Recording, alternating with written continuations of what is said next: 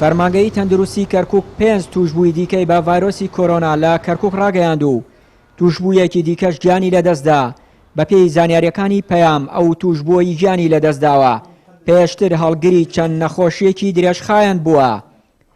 كركوك سجلت لحد الآن 29 حالة. لە سەرەتای دەستنیشانکردنی یەکەم حاڵەت تا ئێستا لە کەرکووک 29 کەس تووشی کۆرۆنا بوون. لەو 29 کەسە 15 کەسیان چاک بوونەتەوە، 12 توشبوو ئێستا لە سەنتەری چارەسەری کۆرۆنا ماونەتەوە لە ناوچەی پیشەسازی. ئەو کەسانە لەوێن لەژێر چاودێری پزیشکی پسپۆر بەپێی ڕێنمایەکانی وەزارەتی تەندروستی مامەڵەیان لەگەڵ دەکرێت و چارەسەر وەردەگرن. تاکو ئێستا 2 کەس لەو توشبوانن لە کەرکووک بەهۆی ڤایرۆسەکەوە گیانیان لەدەستداوە. وسجلنا حالتان وفاة.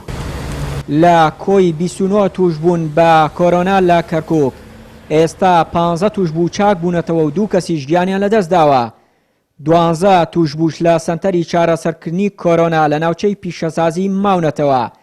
فەرمانگەی تەندروستی کەرکووکیش بەردەوامە لە کەرنتینکردنی ئەو کەسانەی بەرکەوتنیان هەبووە لەگەڵ توشبوانی 2 هەفتەی ڕابردووی گەڕەکی شۆرجە. ئەو حاڵەتانە خۆمان بە دوایە گەڕین، خۆمان دۆزیمانەوە، یعنی ئەوانەی ڕەشی داوە، ئەوانەی شۆرجە، ئەو حاڵەتانێکەوە تۆمات کراون ئەوە نەهاتونە بە خەستەخانە. ئێمە بە دوایان بەرکەوتون ئەمانە هەمووی بەرکەوتەکانیش ئیجراعاتی هەیە، هەرکێ بەرکەوتوەکانیش ئێمە نێرین بۆ پشتکردن حتا بگەینە شوێنێک نەخۆشەکە بزانین لەو شوێنە وەستاییتر بڵاو نابێتەوە.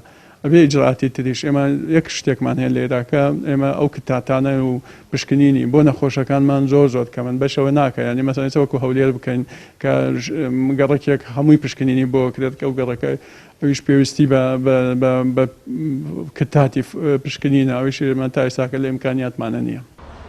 بڕیار بوو لە هەفتەی ڕابردووەوە لە شاری کەرکووک پشکنین بۆ گومان لێکراوانی کۆرۆنا ئەنجام بدرێت، بەڵام فەرمانگەی تەندروستی کەرکووک کتکی پشکنینی کەمە. بە وتەی بەرپرسانی تەندروستیش کتکەکان لە جۆری سینیە و زۆر متمانە پێکراو نییە بۆ پشکنین.